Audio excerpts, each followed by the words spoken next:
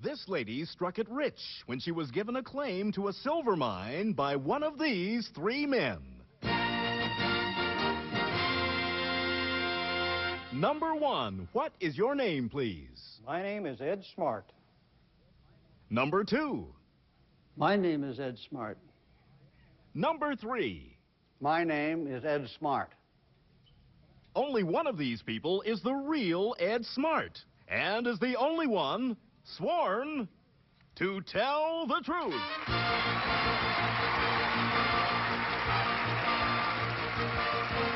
Now let's meet our panel. Host of Let's Make a Deal, Monty Hall.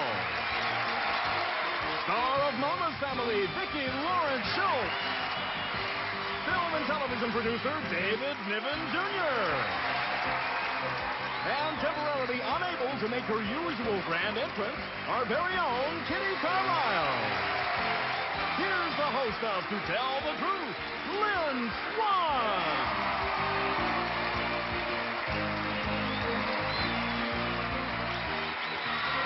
Thank you. Good morning, everyone. Kitty, you look lovely. Vicki, the ladies look so wonderful. Thank you, Lynn. Let's get right to the story presented by our first team of challengers, all three of whom claim to be Ed Smart. And here is his story. Please, read along with me. I, Ed Smart, give away silver mines. For years, I stood idly by while my hometown, Aspen, Colorado, was sold to the highest bidders. Middle-class homes were torn down and replaced with $5 million condominiums. The working people, whose parents and grandparents settled this valley, were being driven out by showy, big rich snobs. I decided I had to do something, so I started giving away free of charge claims to the rich silver mines of Aspen Mountain. I gave them to local young people who agreed to work the claim just like their great-grandfathers, the prospectors, did 100 years ago. Although, as a result, I've been bullied, shot at, and dragged into court by the big money interest, I know that helping the working people take back their town from the jet-set rich is the right thing to do. Signed, Ed Smart.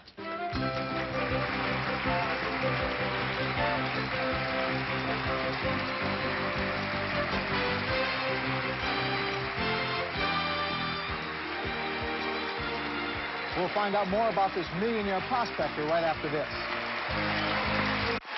Welcome back to Tell the Truth. All right, panel.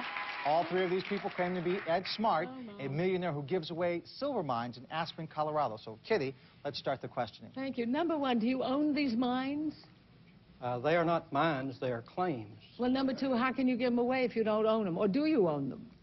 You have the right to them, to the use of them. They're locations, mining locations. Uh-huh. And number three, do you know Pussy Pepke, who is sort of the guardian angel of Aspen? I know the name, but we're not intimate friends. I see. And number two, why can't everybody, number two, hello, why can't everybody live together? Every town should have different kinds of people, rich people, middle-class people. Why can't they all live together? Why are these middle-class people being driven out? Well, I've never been invited to live with someone else in Aspen. Oh, I see. Well, number one, it was not my question. Thank you, Kitty. David. Thank you. Pun not intended, but it doesn't seem to me to be a terribly smart thing to do to give away silver mines. But moving right along from there, number one, have you ever worked in a silver mine? Since 1949. Number two, how many mines do you own? That's my question. Let me start with that. A few hundred. A few hundred. Number three, are owning a claim the same, is that the same thing as owning a mine? Having a claim, working a claim, and having a mine on the claim, different completely. All right. Number one, do you pan for silver like gold? Only if there's a very good source of water. All right. David. Thank you. Vicki? Well, I'm still totally confused. Number three, I don't understand how it is you give these mines away. They're yours, you own the property? Okay. Let's clear up the terms. Let's do that. You give a claim. That is a piece of ground that may, in time, become a mine. But how is that yours to give up? But I bought them. Ha-ha, okay, that's all I wanted to know. Now, how much can a young couple, if they have the average mine, number two, how much money could they actually make doing this? We make a small joke. Number 2, butt out, 3. I'm throwing at it with you. Hurry up here now, number 2. If they're real lucky, there's no limit to what they could make. So they could make a substantial living doing this? Yes. All right, now back to Kitty's... Vicki, darn, I thank was you. going to clear this up. Monty. Number 1, is there any silver left in Aspen Mountain? 10% of the silver in Aspen has been mined. 90% of it is still there. Well, if 90% is still there, number 2, how come the rich came and got it away from the people? That's a good question. Well, this is a supposition that it's still there. Number 3, can you turn back the clock? Once these people have the property, how do you take it back from the rich? You can't take back the property that they have, but you can make it possible for people that are not rich to stay in Aspen by working a claim which might become a mine. Number 1, Monty, thank you very much. The time is up. Are we clear on the yes. claim? Yes, About the claim and the mine? Well, listen, it's time. That's a game. Yes, it's time to vote for either number 1, number 2, or number 3. Our team of challengers will receive $500 for each incorrect vote with a guarantee of $1,000. And if the panel is completely fooled, they'll receive $3,000. So if it's clear or not, Kitty, we start the voting with you. Well, I loved all 3 of them because they all had sort of a wry humor. Number 3 answered my question about Pussy Pepke, and he knew a lot about the claim and the difference between the claim.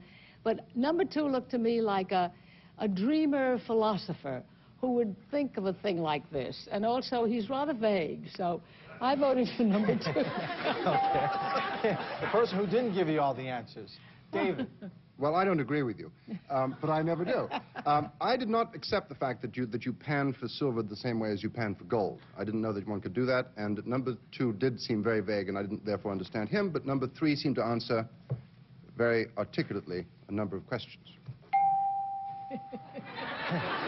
Vicki? Vicki?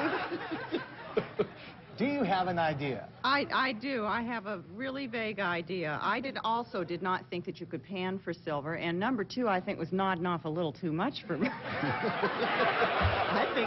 I don't know. I went for number 3. Is that right? Okay. There we go. Monty, make a deal for a silver mine here. Backwards? No. It's right. That's right. It's right. I picked Vicky. I'll tell you something about that number 3. Even if he is the wrong one, he looks like a guy who could give away silver mines. Look at that hat and that mustache and the nice little tie. We're like Miracle on 34th Street, right? That's right. He was the Edmund Gwynn of his time, and he is the man who should give away silver mines. So I voted for him. We're a bunch of Number morons. 3, the man dressed like a million. Well, all your votes are in. Number 1, you didn't get a single vote. Number 2, you have a single vote. But number 3, Dapper Dan of the challengers here, you've got all 3 of the votes there. All right? Now it's time to find out who the real millionaire miner is. Will the real Ed Smart please stand up?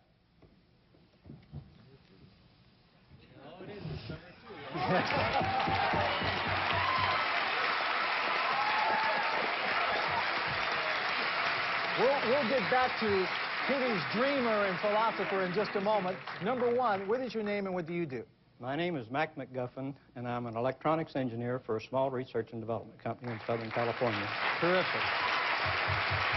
Number 3, you pulled 3 of them. What's your name? What do you do? My name is Bill Wilkinson. I'm a writer. My claim to fame is I was recently selected as Mr. Hot Sauce at the Calabasas Chili Cookout. Well, welcome, Mr. Hot Sauce. For your superb job in getting 3 incorrect votes, your team will receive $1,500, okay?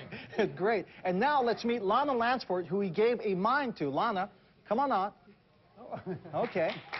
Welcome. Now, Lana, is it easy work, working that mine? No. It's hard work? It's hard work. You have to work it the old traditional way with a pick and so forth? I do. Why? How much money have you gotten out of there? Quite a bit? No, but I'm looking for a lot. You're looking... Well, you'll keep going. Thank you very much for being here on To Tell the Truth. All right? We'll be right back with the youngest editor-in-chief in America right after this. We are back to Tell the Truth, so let's meet our second team of challengers.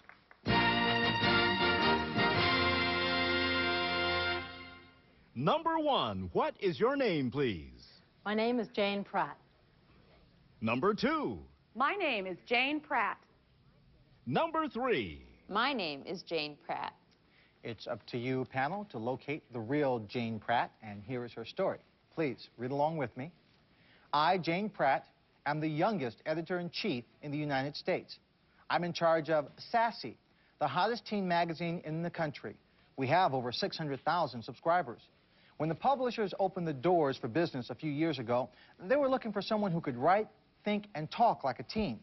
I landed the job wearing a funky thrift shop outfit, and I had the right attitude. After the first year, our readership soared, but we were criticized for our totally frank and honest stories, such as, I was a teenage stripper, and if you think you're ready for sex, read this, or 17-year-old alcoholic hits rock bottom. Pressure groups tried to put us out of business, and 5 major advertisers pulled out. But we didn't change our style. We didn't bow to the pressure. Our readers want to know the truth about what is going on in this world, and we'll continue to write about it. Signed, Jane Pratt.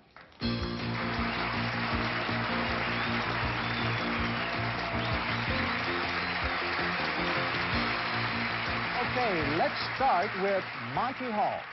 Well, I don't want to seem overly hard on you young ladies, but when you write articles like, I was a teenage stripper, and you say you're providing the truth, number one, what truth are you providing with that article? Well, it's the truth that a lot of teenagers can get into that kind of situation, and as it happened, it had something to do with the child's mother, a pushing situation. And it's just better for them to be informed. Number 2, did any of the major advertisers who defected ever come back? Yes, they did. Actually, it was major pressure groups like the moral majority that had caused the problem. So when it abated, they came back. Never mind the moral majority. Number 3, what about PTAs? We didn't have any problems with PTAs. Now that you've had this... Thank you, Monty. That was quick, huh, Vicki? Yeah, time goes fast. Where does this magazine originate, number 2? It originates in New York with Lane Communications. And number 1, what is your education? How far did you go in school? Well, I went to Oberlin College, and before that, I went to a friend's school, a Quaker school.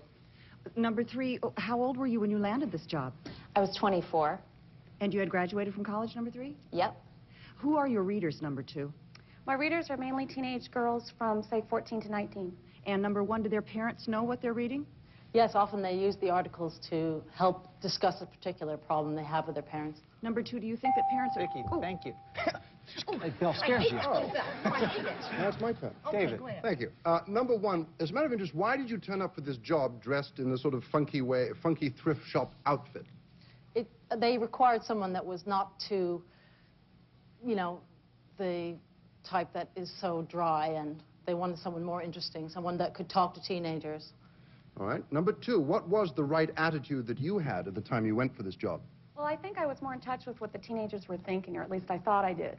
And that's what I gave to them. Okay. Number 3, how old were the people that hired you?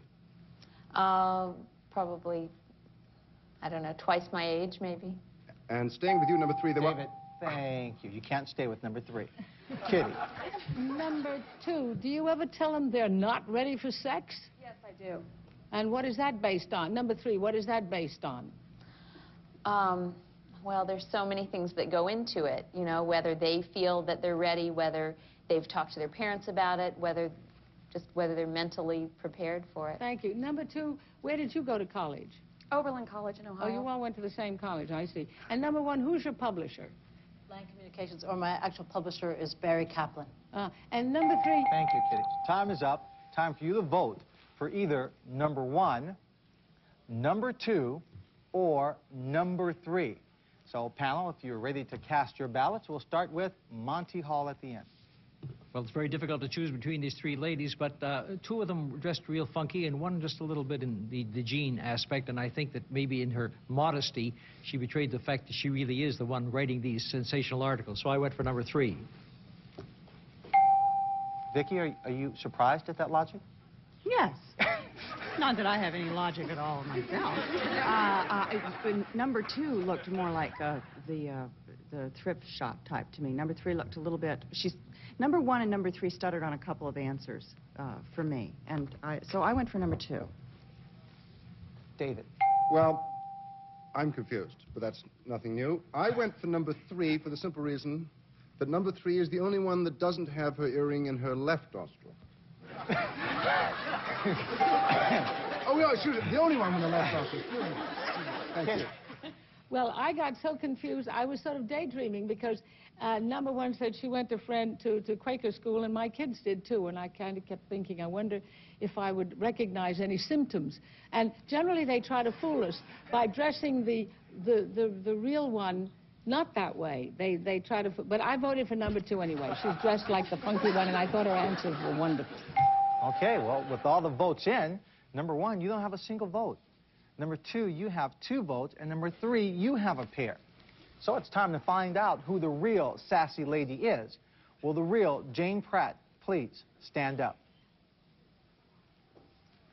The boys did well. The boys did really well. Let me ask you a question. You have to think young. How do you keep that young attitude? How do you keep aware of what teenagers are doing? Mainly, I don't try too hard. I tend to do the kinds of things that they do. I go to the same concerts. I hang out in malls a lot. I shop in the same kinds of stores. Yeah. Can you keep this job for a long time, do you think? I don't know. They said think about retirement at 30 when I got the job. Oh, boy, that's getting way up there. Let's find out who your imposters are. Number 1, your name and what do you do? My name is Lovely Previn. I'm an electric violinist, and I'm a mom of a 13-month-old son named Max. Very good. And you are also the daughter of? Andre Previn. Andre Previn is your father. Yeah. Great man. Great conductor. Great conductor. Number 2, your name and what do you do? My name is Jenny Seelman. I'm a graduate student in history. Terrific.